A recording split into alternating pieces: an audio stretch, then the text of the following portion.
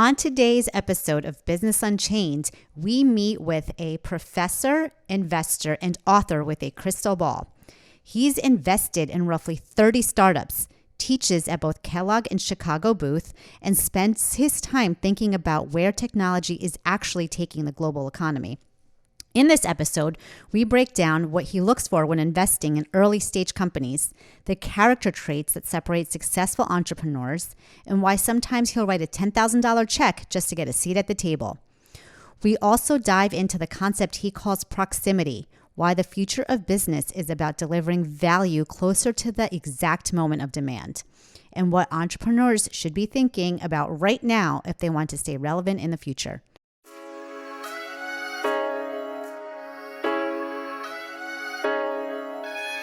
Hey everyone, welcome to Business Unchained, where entrepreneurs and business owners come together to power up on their journey to greatness. My name is Bobby Mascia, owner of many businesses, including my passion, a wealth management firm that specializes in helping entrepreneurs. My life totally changed when I made a conscious decision to design my businesses to run themselves, not me and my time. If you're looking to get unchained from your business, make more money, and have more time, listen to the experiences of other successful entrepreneurs here on Business Unchained. Bobby Mascia is the founder and CEO of Greenridge Wealth Planning. All opinions expressed by Bobby and his guests are solely their own and do not reflect the opinion of Greenridge Wealth Planning. This podcast is for informational purposes only and should not be relied upon for any financial decisions. Clients of Greenridge Wealth Planning may maintain positions in any securities discussed in this podcast. Please welcome venture investor, professor, and author of Proximity, Rob Wolcott. Okay. So you do a lot of venture investing. Yeah. How many companies have you invested in? Directly about 30 and then X number as a result of LP positions in venture funds. And have any of them gone to exit yet or? Yeah. Some have gone to exit. There was fortunately, I was in something called Silver Cloud Health, which was an online psychology platform. Mm-hmm. And it was doing pretty well, UK based. And then COVID hit and went through the roof. Oh my God. And of course it was bought. So that was, better lucky than smart. So that one was good. And then also one I'm quite proud of, it wasn't a huge exit, but it was a 3.5, 4X return, not a tech company. It was called Expo Chicago, which is the big annual art fair in Chicago. A friend of mine founded it years ago, and he said, we need an internationally recognized art fair in Chicago, where I used to live most of my life. And Tony Carmen, the founder who came to me, I thought, Tony, you're the only person who could actually make that work here in Chicago, so I'm in. Later on, he told me that I was the very first angel investor in Expo Chicago. So I'm glad he didn't tell me that at the beginning. But what form of art? Contemporary art. So, like the Frieze show in New York City and Art Basel. Mm-hmm. Frieze and Basel are the two big operators. And those would have been the best exit for Expo Chicago, and Frieze bought Expo. Oh, really? So about 1.5 years ago, we had an exit and the show's very successful. And now Tony's off onto his next horizon. It's really neat. So, we work a lot with entrepreneurs and one of the things that we've created over the past year, our advisory practice has been primarily working with entrepreneurs. And what ends up happening is there's ad hoc situations where we're adding value. We're using our experience that we have ourselves, but also the experience that we've learned just through the multitude of clients that we've had in different situations. Right. So we started this thing called Exit Ready Institute. And the concept behind it is really your business being exit ready, whether or not you want to sell in a year or never, or transfer it. Because if you're exit ready, you're probably highly profitable. You've got a machine that's running itself, not you and your time. And I'm curious because you said 30 businesses minus the ones that you're part of the LP. Yeah. What have you seen to be more of the successful elements of the people who just kind of get into startups and they're more tied to their concept than they are the entrepreneurial journey, and the ones that take that entrepreneurial journey and really make something out of their business? Well, that's a great question, Bobby. The answer, I think, depends a lot on what stage they're in when you get to know them, when you decide to potentially invest. It depends a lot on hopefully what your objectives are as an investor. Mm-hmm. I have a few companies in my portfolio that I'm in and have been in with no intent of high growth tech exit sort of thing. And it was clear from the beginning. There was one actually where it wasn't clear. The entrepreneur had in his head that this was going to be a big tech, blah, blah, blah. But there was a mission and purpose behind it that was really important. And it was very early. I was one of the first angel investors. I liked the guy. I trusted him. I thought, this guy's got something. I told him, your go-to-market's not going to work. I hope I'm wrong, but I'd like to be in a little bit. So I made a small investment at the beginning. About 6 months in, he said, guess what? My go-to-market's not working. So he just kept pivoting and evolved through this. And over about 5 years, it became clear this wasn't going to be a high growth tech company. There was a more meaningful mission and purpose to it, which has to do with developing as a human being and taking people around the world and helping them see and appreciate indigenous cultures and translate them into the modern world. How can I use these to live better lives? Things like this. And the really extraordinary thing about this journey was all the investors that came in over about a 5-year period, as we made this shift, I'm on the board of the company, it's called abroad.io. As we made the shift from this is a tech sort of scaling company to, no, this is an experience company that has a purpose that's beyond that. It's going to continue to grow more organically. We're not going to raise any more money. We're cash flow positive. All those investors came along and said, you know what, you're right. That's what this is. I'm not expecting a big, 100x exit. This is a cash flow generating business that has a mission and purpose to it. So I think as an investor, you have to know, why am I in this? What's my purpose in being this? If my purpose had only been to invest in those businesses that could be a 10x, I would never have invested in that at the beginning. But there was much more to it. From the entrepreneur's perspective, if you're starting out brand new, nobody invests in a business to start thinking, well, this is probably going to fail, but let me put some money in. I mean, every time you make that early stage investment, you're like, this is going to be huge.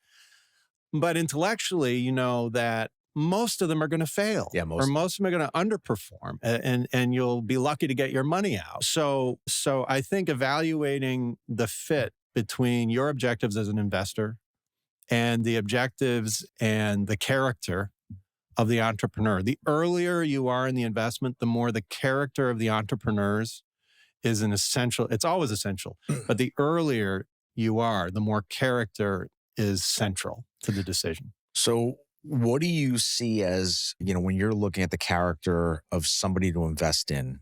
Yeah. When you look at this current business of abroad.io, and the one thing that you said is it's probably a longer term,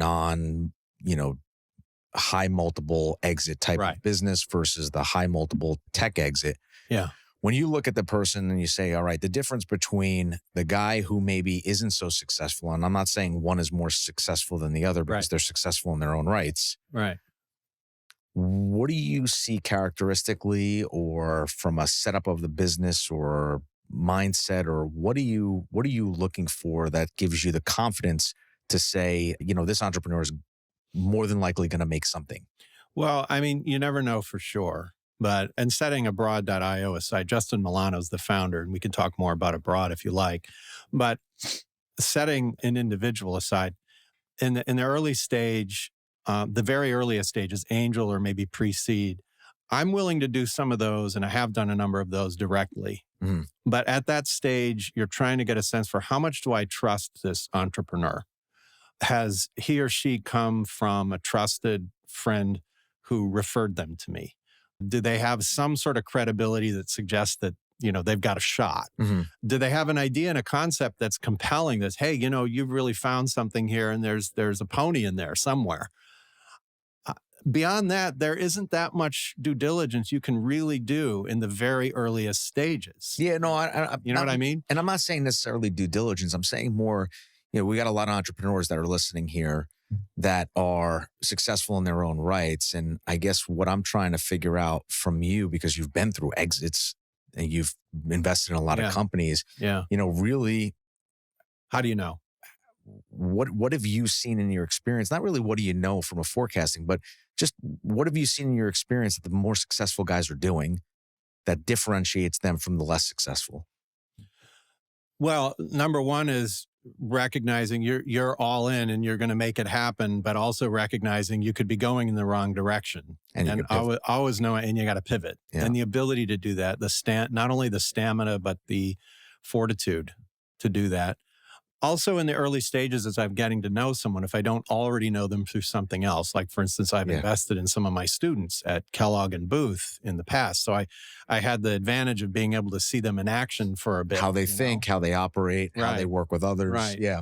And also understanding, they say something, then it's backed up and it checks out. Mm-hmm. Oftentimes I'll say, hey, tell me who else is involved? What advisors? Who are your advisors? Can I talk to a couple of them? And then you're trying to discern, is this an advisor who's a buddy from college and he's kind of tangentially related and says, oh, I love this guy, or is this somebody that says, I met him 5 years ago. We worked on a project, we got along great. I really like the way he thinks and he pulls through. He says what he's going to do and he does it. Yeah. And you have to get a sense. Now, I actually have a secret mechanism I use if there's something that I think is really compelling and the entrepreneurs I've just met, I don't really know them that well, and it's very early, I allow myself occasionally to take a flyer. And what I mean by that is that there are no red flags, but I'm not entirely sure. But I think it could be really big, and I want to be in for the ride a bit. And that's my $10,000 ticket. Okay. So, that's not going to change anybody's cap table or my cap table. But when it's that early and you're not really sure, I don't want to put $50,000 or $100,000 down and I've done that early in my investing career and it was a mistake. But now I'll say, I don't want to also write them off. Mm-hmm. If it intuitively feels right but I just don't know enough yet, I say, hey, I think you've got something. I'd love to help. I bring my network and what little advice I can provide. But I'm open to putting $10,000 in and let's see where this goes. And that's worked out pretty well because then you get a seat at the table, you get info flow, you get to see how it evolves. And maybe they get to that next phase. Mm-hmm. They're hitting numbers. You've gotten to know them. Okay, now it's time to invest something in the seed round, for instance, to maintain a position. But honestly, Bobby, if it's not working out and they turn out to be assholes, I'm not going to waste a lot of time on it because life's too short. And I lost my $10,000. Yeah. My wife doesn't like that, but she indulges me. You know what? You never know what you're going to get involved in. To your point, it could be something super exciting. It could be that high flyer. Yeah. And sometimes the 10,000 is a good education experience to learn something new and open up a new door. It is. And you never know what's going to be behind that door, which I always find fascinating. Yeah. Well, there was one company that fits into this and they're figuring it out, but it was a couple of postdocs at Princeton who are in AI. Mm-hmm. And these guys are patently brilliant, but never started business before. Okay. And they're like, well, AI and everybody wants to do AI. So let's start a business. I'm like, okay, that's a good idea. And it wasn't that I didn't trust them at all, but I said, let's see where this goes. And so I put the $10,000 in and they got a little bit of revenue, raised a bunch of money. They still have most of it in the bank. But I think the thing that really started to build trust and show that they've got something here, they're going in a direction, is one of them moved out to the Valley. They found a co-founder then who was an actual company builder. And they've been listening to him and they've been following the lead a bit.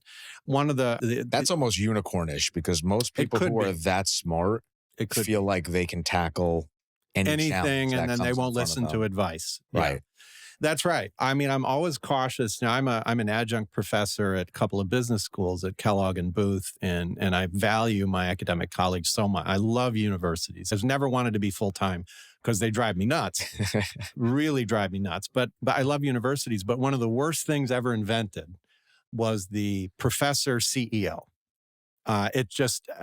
What makes you think you're the world's greatest expert in Southeast Asian anthropods, and there are 178 people in the world that worship you? What makes you think you can start and run a business? There are exceptions that prove the rule, and I love those, where somebody just really knows their stuff, and they can't wait to find a business builder, a salesperson, somebody who knows how to raise money, and they'll come in behind them and with them. And it's in sports, you call it coachability. Yeah. And I think that those are fun, especially when you have someone who's really smart and understands their field or what it is that they're trying to accomplish. But it's not necessarily going down Broadway the same way that everybody else is going. It's really that disruption. Right. And they found this pattern disrupt, and they know that they have an opportunity. And to your point, they're also open-minded to bring in other people to help build that leadership. Yeah, because getting the science done or getting the technology to work is one small, critical, but small piece of building a business. Really building a business. Amen to that. You have a concept in your book, Proximity. Well, proximity is the concept. Yeah. And, getting a little bit into that philosophical, and you were nice enough to share the book with all of the, the things that you've been writing about over the past decade. What got you into putting this book together, and what was the motivation behind that? Yeah. So I've been interested since the fourth grade. I've been all into innovation and new technology and all, and we could talk about that later if you want. But no, let's just throw it right in. How does it fit in? You really want to go back to fourth grade? I mean, just do that quickly. The moment I knew that I wanted to be in innovation, and I didn't know what my role was going to be at all, but I checked a book out of the library called American Heritage Illustrated Book of Men and Their Inventions. And it was a history of the Industrial Revolution. Okay. And I was fixed. I kept the book. I got in trouble because the librarian called my mom and said, your son stole a book and whatever. And, worst things to steal. Yeah. So anyway, fast forward to 2014, I was at a tech conference, and a lot of your listeners probably go to tech conferences. And one of the things that tends to annoy me, especially at that moment in 2014, is the second speaker sounded like the first speaker. And the third speaker sounded like the second speaker. And the fourth speaker, you get it. Yeah. We have a tendency to get into, everybody gets all wound up about blockchain. And nothing against blockchain. There are lots of exciting possibilities there. Then everybody gets wound up about metaverse. Oh my God, what's metaverse? Oh, I'm an expert. Really? And now, what is it now? AI. Now, AI is transformative at a level we haven't seen in our lifetimes. We can talk more about that later if you want. But everybody gets so focused on that thing du jour, they're missing the larger picture. And so back in 2014, I was at this tech conference, and I had just started doing early stage investing. I think I had made 2 small investments at that point. And I thought, if you're going to be putting your money down for 5 years, 10 years, maybe never, we need better foresight. We need to not talk about the trends for this year or next year. Those are interesting. But how do we think about constructively, where might things be in 5 or 10 years? How can we know, and what can't we know? Because it's not good enough to just throw your hands up and say, well, things are changing so fast. There's no way anybody could know. That's dumb. Yeah. And there are things we can know. So I was sitting there thinking, how do we know? Now, I remembered back to a class I had as an undergrad at Northwestern University, an economic history class. And actually, I never signed up for it. I just sat in the back. But it turns out the professor, coincidentally, last year, he won the Nobel Prize for economics. And I think he should have. He was one of the most inspiring professors I've ever had the opportunity to see. And what was his name? Joel Mulcair. Okay. Professor Mulcair, economic historian. And I learned something in the class, which is in economic history called the general purpose technology, or the general purpose tool, GPT. Mm-hmm. By the way, that's a coincidence. Generative pre-trained transformer, which is like ChatGPT. Two different things. Yeah. But to add confusion, Bobby, a GPT is a GPT. Anyway, so in economic history, a general purpose technology is a technology that can be cascaded across an entire economy and used by almost anyone for a whole variety of different things. And when you can see the difference, the fundamental differences between the rising GPT compared to the established or incumbent GPT, you can begin to predict the future. And I do mean predict the future. So in economic history, the GPT concept came from looking at the steam engine. Mm-hmm. So the steam engine, everybody knows it had a massive impact, but it had constraints. It had requirements. Here's how you have to use a steam engine. Here's what you can do with a steam engine and can't do with a steam engine. And then later in the 19th century, the electric dynamo popped up. So electrification. Electricity and electric dynamos work completely differently than steam engines. And when you can discern that difference, you can start to see where things are going to go. Mm-hmm. So at that tech conference 2014, I sat there and I said, what is fundamentally different about all things digital? By the way, when I say that, I certainly mean AI and mobile apps, but also 3D printing, rooftop solar power generation, drones, anything digitally enabled. Mm-hmm. What is fundamentally different about all things digital compared to the industrial age? You quickly recognize, well, digital allows us to compress all sorts of capabilities into smaller and smaller packages and distribute them all over the place, ever closer to each moment in time and space. You cannot do that with industrial age technologies, full stop. Mm-hmm. They benefit from centralization and scale. The bigger my plant, the lower my costs. Right. Digital doesn't have that logic. It's the opposite logic. I can compress and distribute closer to every consumer, every customer, every situation. Therefore, and this is proximity, digital compels the creation of value ever closer to the moment of actual demand in time and space. And that's your P equals 0. That's what we call in the book proximity equals 0, P equals 0. P equals 0 is this hypothetical notion where sometime in the future, regardless of the product, service, or experience that you sell, make and sell, it will be produced and or provided at the exact moment of demand. Now, that might be in 50 years, but at some point in the future, that will be how it is produced and provided, and we can see it coming. So instant gratification is going to get even more instant. It's actually going to be instant and true to its type. Yes, yeah. In some cases, it's predictive, but we can maybe talk about that later. But I'll give you an example that everybody gets because everybody experiences it right now. And that's with video streaming. Mm-hmm. So years ago, we had to go to the Blockbuster. Now you've got Netflix and Disney Plus, and Apple TV and all this. P is equal to 0 for the provision of any video content. You can watch whatever you want, anytime, anywhere, anyplace. But what's not P equals 0 is the production of that video content. The production of the video content was probably months ago or maybe decades ago. If you're watching Citizen Kane, I hope you are. But where are we right now, Bobby, with generative AI? We are at the very beginning, the knee of the curve for the creation of video content on demand for an audience of one. And that is where we're definitely going. This is not I wonder if we'll have flying cars in the future. This is definitely where we're going. We can see it. We need to be responsible for it. We're going that direction. And this is why we assert, Kaihan Krippendorf, my co-author, and I assert that proximity is a predictive concept because it tells you where things are going to go. What are the key indicators that you are noticing that are proving the fact that we are, in fact, moving in that direction? Yeah, well, you see it all over the place. In the book, we look at how we work, how we eat, how we create and produce, how we power, how we prevent and cure, and how we defend. And then in the last chapter, we look at virtual reality and space because they're cool. And those are the two horizons of the 21st century. We've never been there before, and we're going this century. And the reason we do it that way is that proximity looks very different in healthcare than it does in defense, than it does in food and energy. And so you can look at industry by industry and see this manifesting real time right now. I give you lots of examples if you're interested. You had said something in regards to food production and food being available, because I think, the comment was we're on track for a global population of 10 billion people. And how do we feed that? Yeah. Provide them with food. And, what's your view on how that's going to unfold for us? Well, so that's a much bigger discussion of, scale.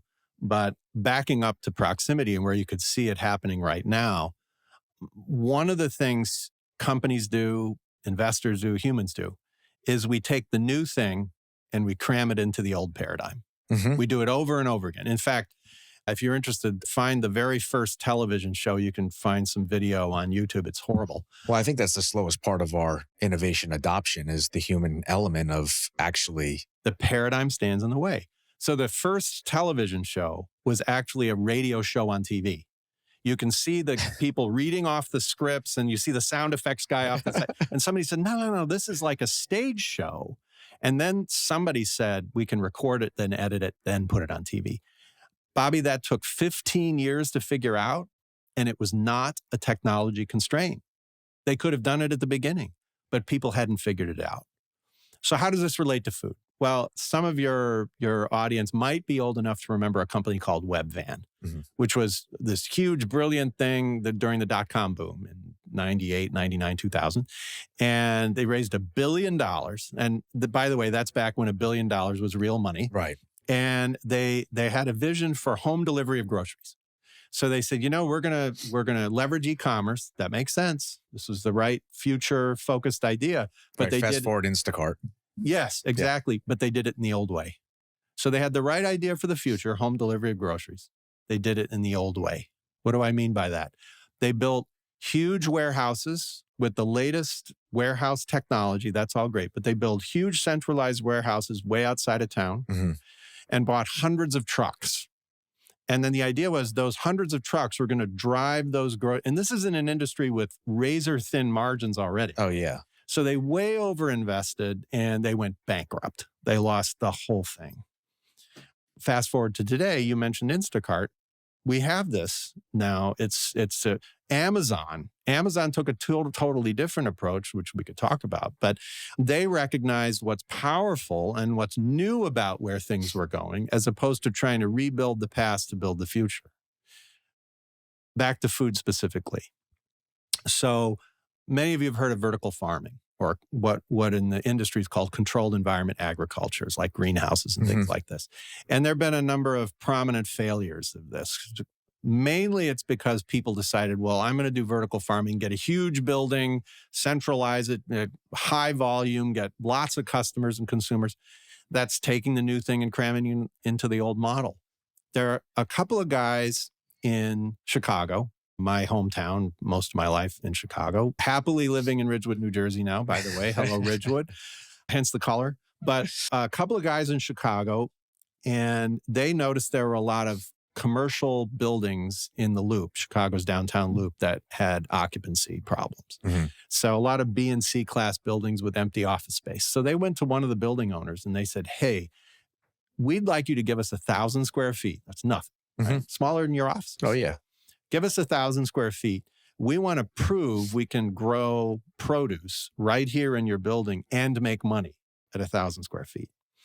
And the building owner said, well, all right, I'm not doing anything else with it. Here, take it. They did it. They worked with a partner in the Netherlands, who is the world's leading technology company for controlled environment agriculture. And here was the key point. They got a customer. They had a healthcare system customer who needed specific things at a specific price. They got a customer first.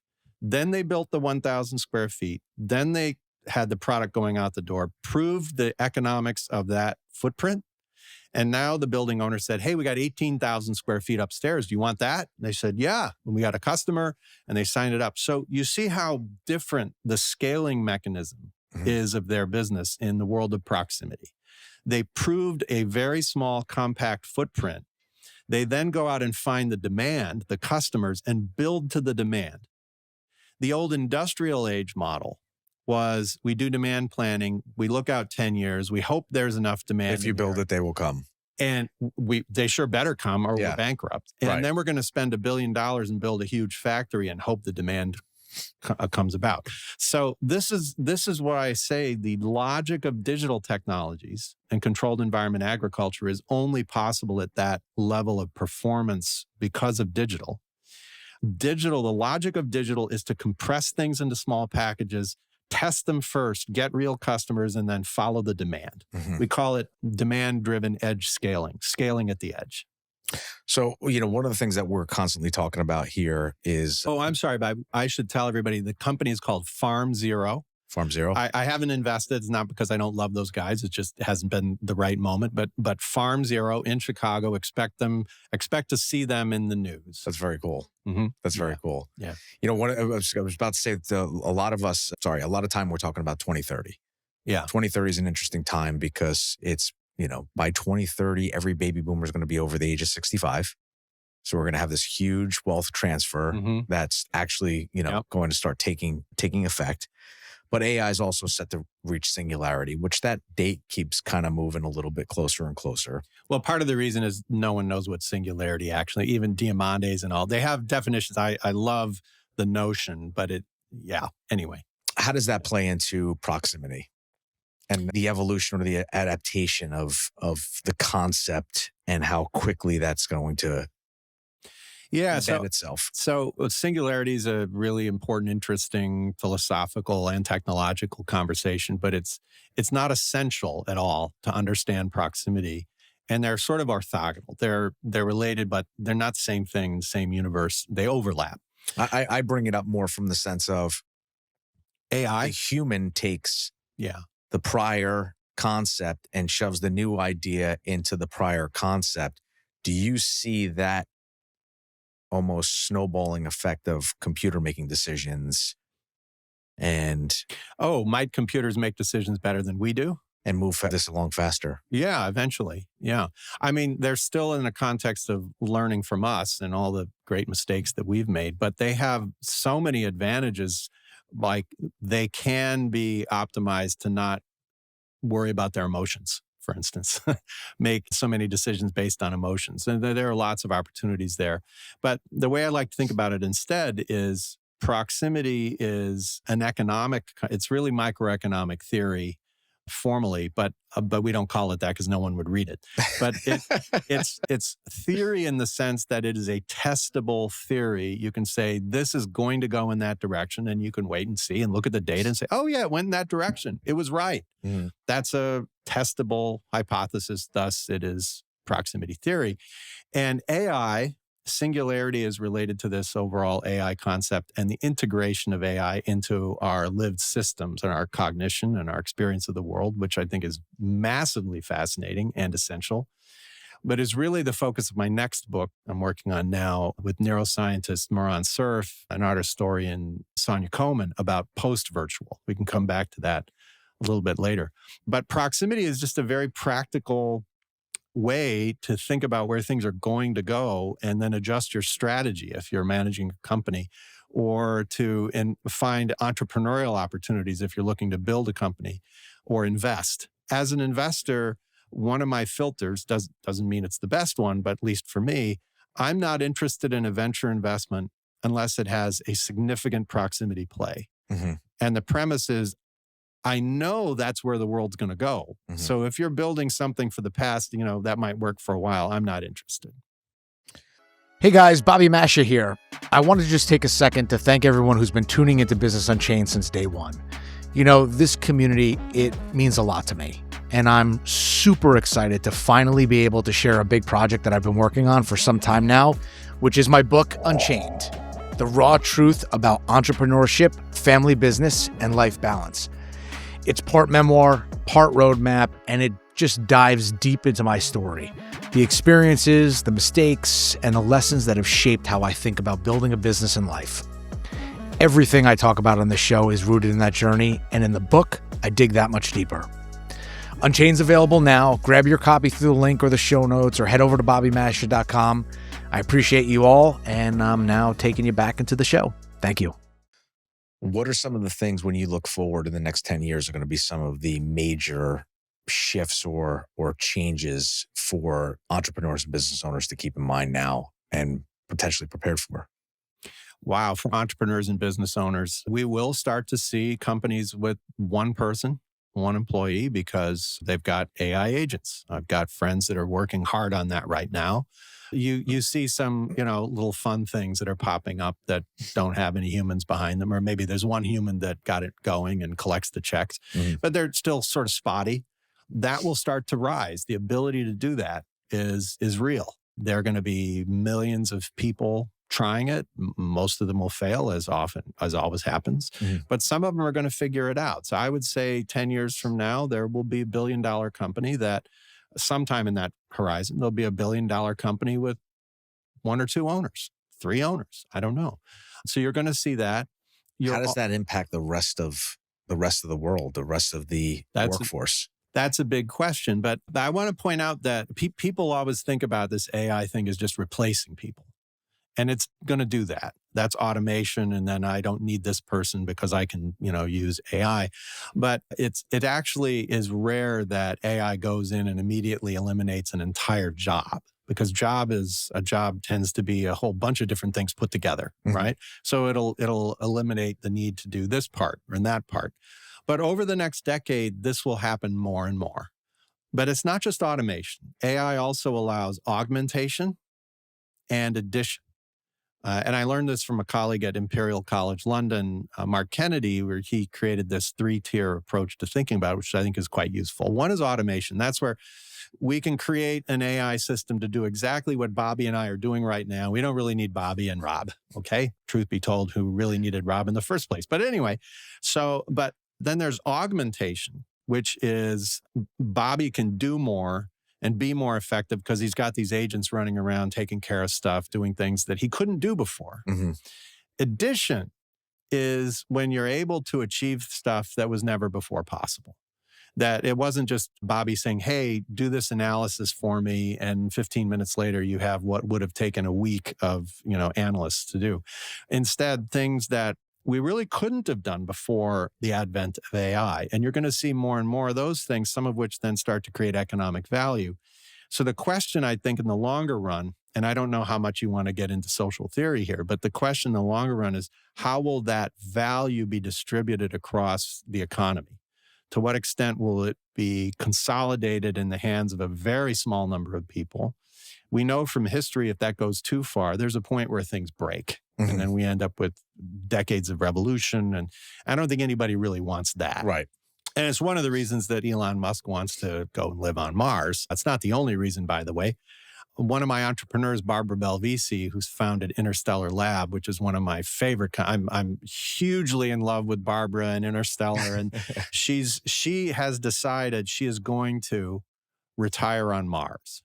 And you might laugh, but she said, no, she's French. I'm going to retire on Mars. Elon and some of us, we are planning, and I'm young enough at 40, to go and retire on Mars. I'm like, okay, Barbara, make sure the company works. That was a really good accent, by the way. Oh, merci beaucoup.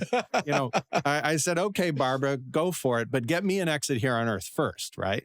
So I don't know where I was going with this, but Interstellar is this out of this world, literally, company that is building food growing capabilities for space. But they have a business here on Earth, growing critical ingredients for L'Oreal, for Firmenich, for ingredients providers, where they take these pods, the size of this room, and they put them in the factory for L'Oreal, and they grow exactly what L'Oreal needs where and when they need it. And they get 2,000-3,000% higher yields in these critical ingredients for L'Oreal. That came from research her team was doing to grow food for the Mars mission coming up. Oh, really? Interstellar Lab was selected as lead company by NASA to provide the ability to grow food on the test flight to Mars coming up. And so she's got a real shot at retiring on Mars. I don't know how I got there, but anyway, I got there. Sorry. Now you know why I'm an investor and a professor and not an operator. Well, you said something interesting about going into the second book, and you said, well, we'll talk about that later. And I always like when somebody drops a little. But if you want to, it gets pretty crazy. I mean, it's not something we're going to invest against much right now. Well, actually, there's a little bit already popping up. But anyway, if you want to go, it's called Post Virtual. We talk about it in the last chapter of Proximity. What happened about in the same year in 2014, I was sitting around and thinking, we have, many of your listeners would know the Turing test. Alan Turing, famous computer scientist, really a progenitor of artificial intelligence. And he made this test where you can say, when is the point when we should consider artificial intelligence to be actual intelligence, right? And it was when you can't tell the difference. It doesn't matter what the test is. It's very simple. You can look it up. It's called the Turing test. It's a little game. And I was thinking about that. And I thought, we have virtual reality now. It's really clunky. You've got the headset and you get nauseous and whatever. You can slice the watermelon. You remember that. And I said, so we have virtual reality, but we don't have a Turing test for virtual reality. So I thought we really need to define one. So I went to a neuroscience colleague of mine, Moran Cerf, he's now at Columbia Business School.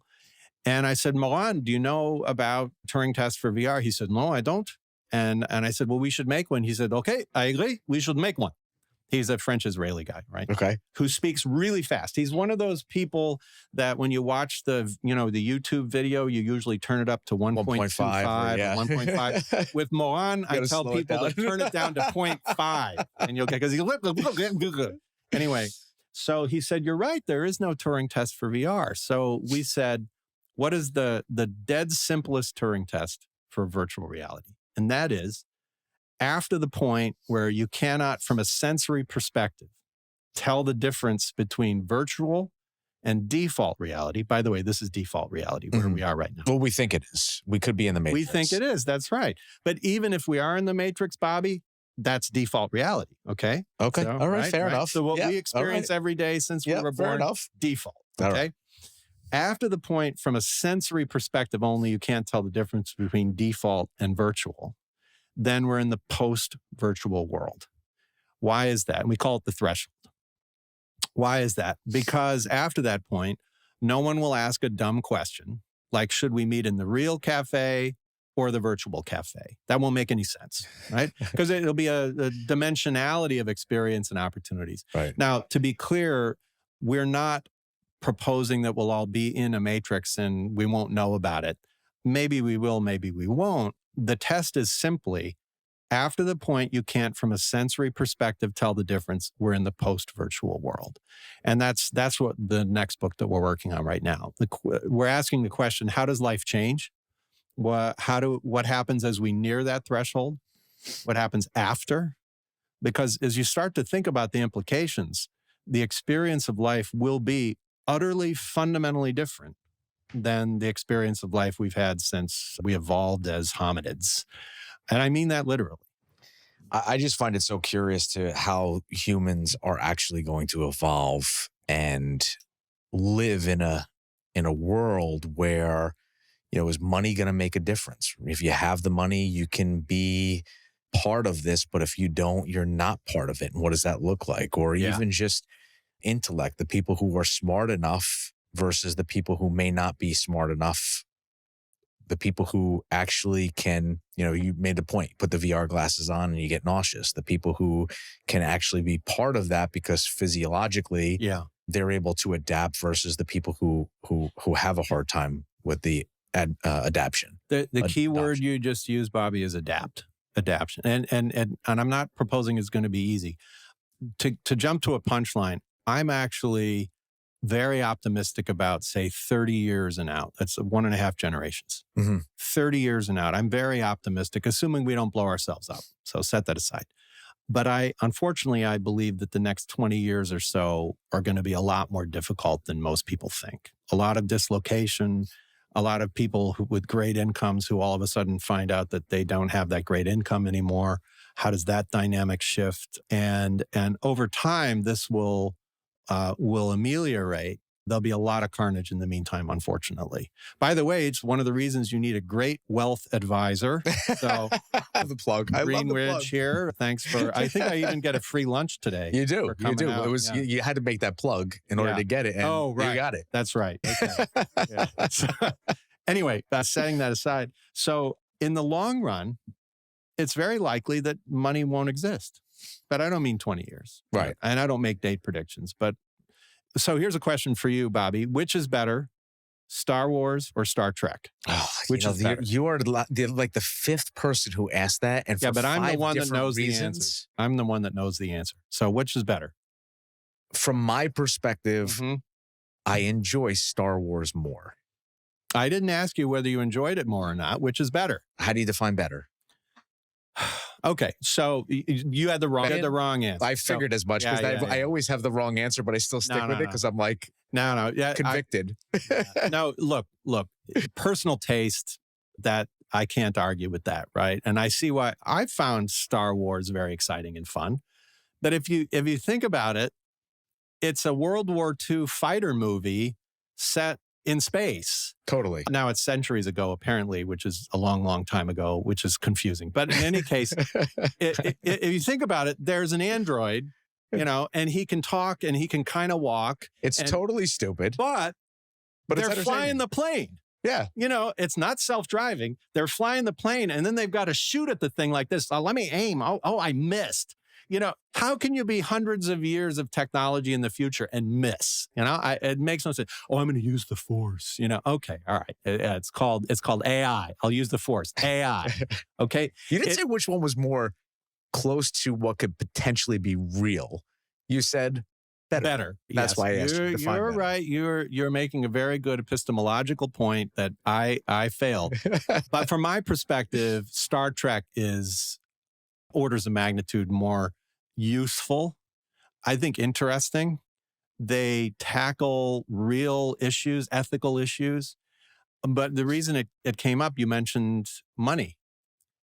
I don't know if you've noticed, but they never talk about their salaries. They never argue about, hey, what's my comp package for this? It never comes up. Why is it? I don't get paid enough for this. Well, that's right. You never hear anything like that. Because there is no money. They make that clear. Now there's fuel and there are these, alien groups like the Ferengi who argue about making deals, but they always kind of dismiss them and like, yeah, whatever, those are the Ferengi.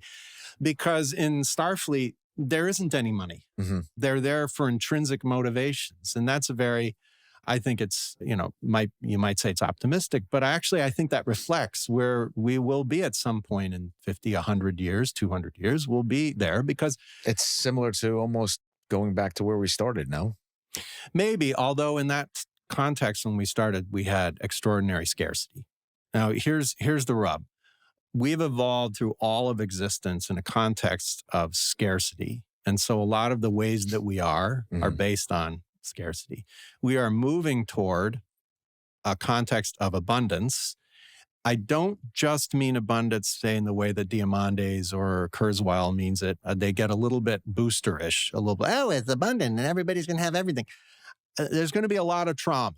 Yeah, but we are motivated by productivity. Yes, and this is part of the reason, Bobby, why we're heading toward extraordinary abundance. But I actually think about it a little bit differently. It's anthropic abundance. What do I mean by this? Anthropic just means of the human, okay?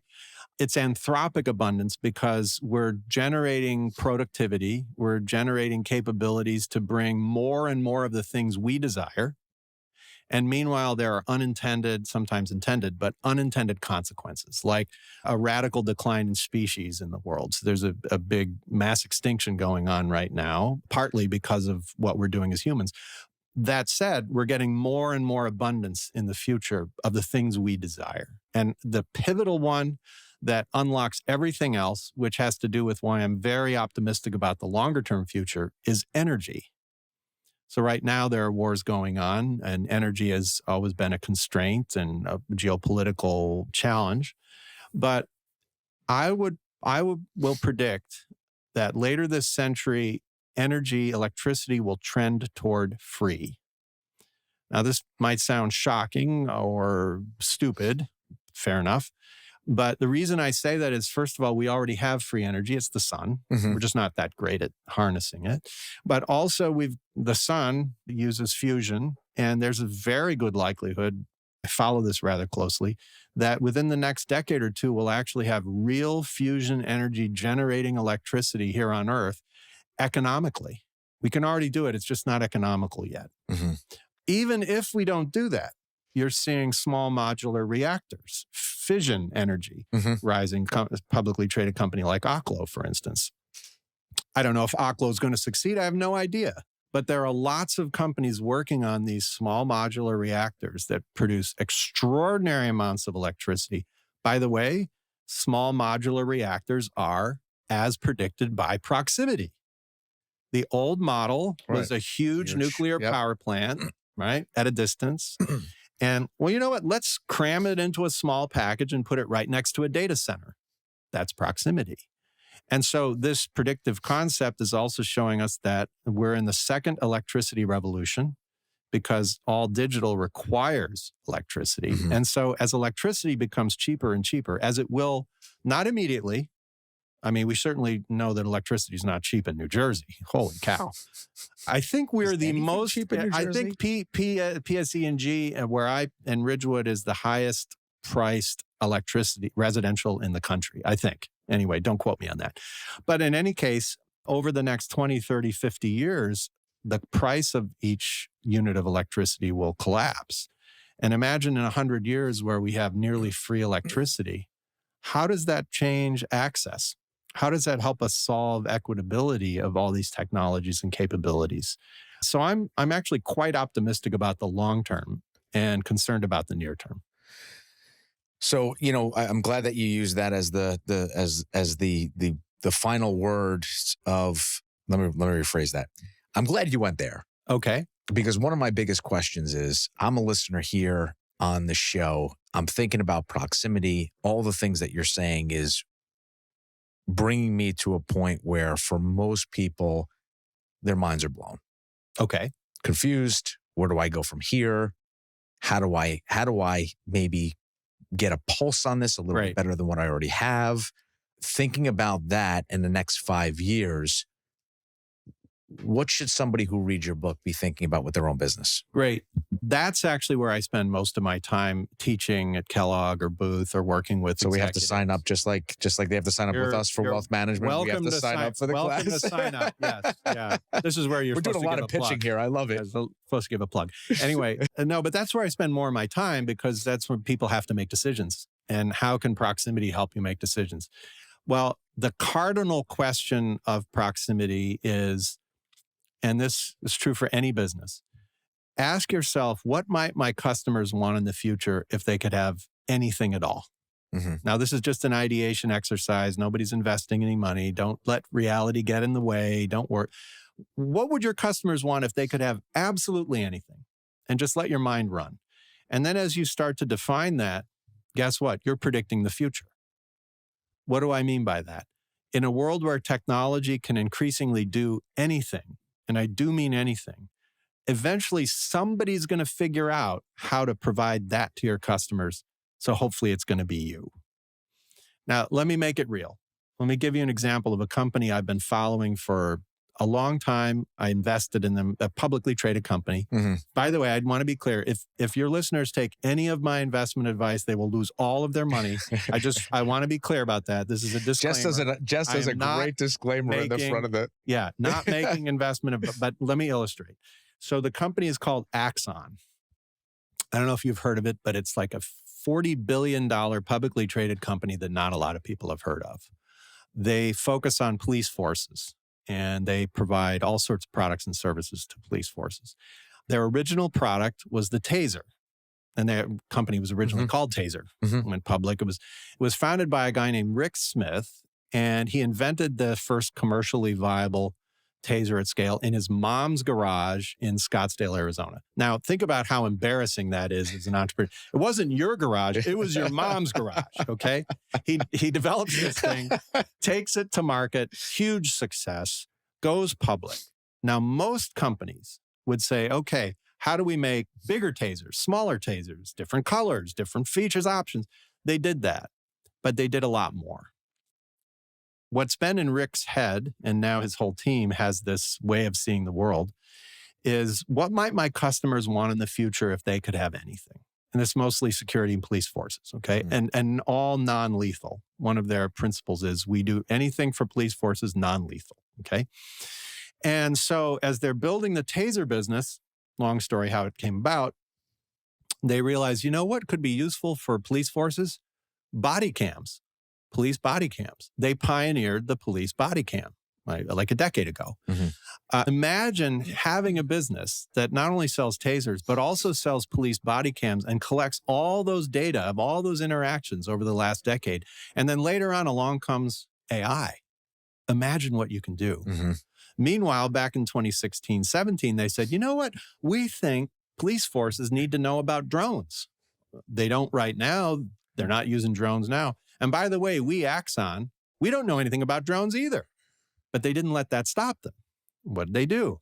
They went out and they found some experts. They found some drone or very early drone companies. And they said, hey, we want to learn from you. Let's work together. Later on, they launched partner programs with drone companies. And a couple of years ago, they bought 2 drone companies. And so now they are one of the biggest providers of drone capabilities to police forces in the United States. When AI launched, the late 2023 or 2, I'm losing track of time, when ChatGPT 3.0 launched. As soon as they saw that, the team said, wait a minute, if an LLM, large language model, can do that, maybe it can do this thing we thought of in 2017 that every police officer would want if they could have it. And that was, in 2017, there's a little video on YouTube. You can find it, an Axon video. It's one of those stupid future of XYZ videos where it's like an employee is an actor and they're all horrible actors. Yeah. It's great. It's fabulous. So in this 2017 video, the officer has an interaction with the public, and then that's done. And she takes out an iPad and she pushes a button, and the police report is automatically completed. Mm-hmm. That was not possible in 2017. That wasn't even close to possible then. But they had a vision for where it was going to go in the future. They knew that if they could provide that to police officers, everybody would want it. Oh, yeah. And so the moment when ChatGPT launched to the world, the Axon team said, wait a minute, maybe we can use AI to complete police reports. And last year they launched Draft One. They were the very first company, they might still be the only company that offers this capability. And so they've built their whole company around recognizing that we need to figure out what our customers might want in the future. And we need to be the ones front and center to provide it. That's how I think all of our entrepreneurs who are listening here, all people who are investing need to think about the future. Super interesting. Now, a little bit of a pivot. Yeah. What does family life look for you? Oh my gosh. So I am surrounded by women, and that's a great thing. My wife, Ada, our 2 daughters, Jolie and Sage, in high school at Ridgewood High School. Our dog, Cece, is a girl. So, I mean, it's basically just me. And we moved to Ridgewood in 2021 during COVID. I had spent my entire life in the Chicago area. I love Chicago. What brought you to Jersey? Well, honestly, it was me. I travel a lot for work all over the world. Mm-hmm. And then, like all of us, travel went away during COVID, right? So I'm at home in Evanston, Illinois, live across from Northwestern University where I did my undergrad, my master's, my PhD, and never left. I'm still an adjunct professor. Yep. Right. So during COVID, I'm in my home office, and about 6 months of this goes by, and we all loved Evanston, but I said to Ada, my wife, you know what? Every time I leave my front door, I pass my freshman dorm. I want to move. She said, oh boy, okay, where do you want to move? And remember, this is during COVID, so you weren't going out and looking. It was online. And we looked at Boulder, Bozeman, Denver, Austin, and the New York area. And the New York area won for a few reasons. Ada and I both have a lot of family in New York and New Jersey. Okay. My mother-in-law's in Edgewater, and love my mother-in-law. We get along great. It's great being near Manhattan, but not in Manhattan. Proximity. Proximity is great. And when you travel a lot, Newark and LaGuardia go anywhere. And if you have to, you slog away, to JFK. Yeah. Bozeman's not going to give that to you. No. You might get that in Austin. You might get that in not Colorado. Even. You know what? Not Denver, definitely kind of. Not Bozeman. I mean, Bozeman has a beautiful airport, but it goes 7 places. So if you travel a lot, you're connecting all the time. It's that homely feel. Yeah. So we decided to come here. Ada grew up in Randolph, by the way, near here. She's from Hong Kong, but she grew up in Randolph. But it wasn't her pushing us. It was me. So we found an agent in Montclair, because that's the place that all non-New Jersey, I think there's this place, Montclair. And we found an agent, and we said, we want a real town, because there are a lot of fake towns in Bergen County, right? We want great schools. We want to be able to walk to stuff. And she found us a great home in Ridgewood. It was the first home we saw in person, and it was the only one we would have made it. That's pretty cool. Right across the street from the high school. That's pretty cool. Come by and visit us. The high school is awesome. I have a question now. Yeah. 2 girls in high school. Yes. I'm not sure I'm allowed to answer any questions. I will plead the 5th. No. So you obviously have a view of the world. that is probably more different than the masses because you seem to be very well educated, well informed, and you've got your own theories that you're basing a book and a secondary book off of. Okay. What does the communication between you and your daughters sound like when they start to think about getting through high school, going into college, and preparing themselves for the real world? The communication is great. I'm blessed. Ada is a fabulous mother and partner. And Jolie and Sage are just doing great. I couldn't be more proud of them. They're very different. Any parent knows they have 2 or more kids. It's like, really? They came from the same place? But it's just such a blessing. But I'll generalize your question to one I get a lot from parents. And I get this all the time in different ways. Somebody finds out I'm a professor at a business school, or I did my PhD in engineering. They say, oh, what do you think my kids should study in college? Now, I know what they want me to say. They want me to say, go and get a STEM engineering degree or go study business so you can get a job, blah, blah, blah. Well, how's that working for you with AI, right? In any case, that I horribly disappoint them with my first answer. And I talk about this a bit in the book in How We Work, in Proximity. I say, first of all, I think your son or daughter should go the best place they can get in and study whatever they love the most. Do the best they can at whatever they love the most for undergrad. And then they're at this point deflated. They're like, oh, crap, my kid loves art history. What's he going to do with art history? And I said, well, true, but AI will, by the way, note that the hard skills are easier to automate. I didn't say soft skills can't be automated. That's a different discussion. But the hard skills are easier to automate. And the future will be won by those with motivation, by those with passion and excitement and interest. And they will then use these tools in ways to manifest things. And we all know that if you study, whatever you studied in college is probably not what you're going to do in your life. It's a small percentage of people that actually go out and become anthropologists or accountants or whatever that happens to be. That was my wife's major, anthropology. Yeah. And it's a fabulous major, by the way. Oh, okay. All right. Good to know. Yeah. But then I make them feel better. So they should study whatever they want, do the best they can at it, because who knows where life's going to take you. But I make them feel better. And I believe this honestly. I've told my daughters this. They're on the hook for this. They need to take 3 classes. So study whatever you want, but take 3 classes. Intro to accounting. You're going to need accounting regardless of where you go and what you do. And you want to know when someone, could be an AI system, is pulling the wool over your eyes or something doesn't make sense. You need to understand the language. 2, intro to statistics. Same thing. It's a language. You got to have a basic understanding of what it's doing and what it's not doing, or people are going to lie to you and you're going to be exposed. And 3rd, a class about how computer systems work. It could be coding. It could be something else, but something about how computer systems work and don't work. Those 3 things are languages, and you need to understand them to be able to navigate. As long as you've figured those things out, do whatever is most attractive to you and do the best you possibly can at it, because that's how paths open in life. Yeah, I find that fascinating because I actually went the other way in my thinking, because I started to take some classes just around public speaking and communication. Yeah. And really it's clearly worked pretty well. More of the soft skills.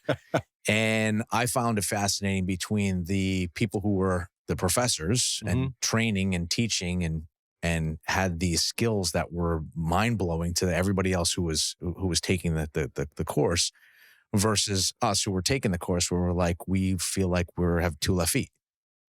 So, I think that is all completely relevant. Those 3, I didn't even think of those, because I was thinking about more, all right, if the computers are going to be able to do all the hard processing skills, right? How do we communicate and do the, make sure that we're gathering and getting people to be on the same page and communicating effectively? Yeah, I think there's a difference between talking about what my recommendation would be for a kid in undergrad than as I develop my career. And they're somewhat different. But in terms of being able to connect with people, communicate, interact, engage, those are skills that even as AI is able to do that exceptionally well, we still need to be able to do that. And by the way, I'll end on a very positive note. There will be no robot apocalypse. Okay. I just want to assuage everyone's fears. There will not be a robot. There'll be lots of challenges as a result of AI and robotics and all that, but there won't be no robot apocalypse because those capabilities, AI and others, will be integrated with our cognitive systems. This is one of the reasons Elon Musk has spent so much money on Neuralink, for instance, and there are dozens of other companies pursuing direct brain-machine interfaces. So what will happen, Bobby, is we'll be integrated with these capabilities. And so therefore, it's not going to be a robot apocalypse. It's going to be us against us, just like it's always been. Yeah. And that is, not to say that we won't have problem. We'll have huge problems, but it's not going to be some robot coming and switching the lights off and killing all of us. That's no Terminator, but when it is us against us, we're not going to miss our targets like in Star Wars. No. And our fighting will basically be automated because we don't have to fly the planes. And hopefully we come out the other side looking a lot like Star Trek: The Next Generation. I hope. I love it. Well, listen, this was a very fascinating conversation. I really appreciate you coming by. How do we find you other than order your book online, Proximity? Yeah. How do we find you if we're interested in some of the things that you're doing academically or just keeping up to speed with the new things that you'll be putting out? So the easiest way, Bobby, is LinkedIn. I use LinkedIn all the time. Robert C. Wolcott. I'm happy to connect with you. Let me know that we met on this thing because obviously we didn't meet on this thing, but I'm happy to connect. Second way is buy the book, Proximity. This is the future of all industries, and you will see your industry reflected in there.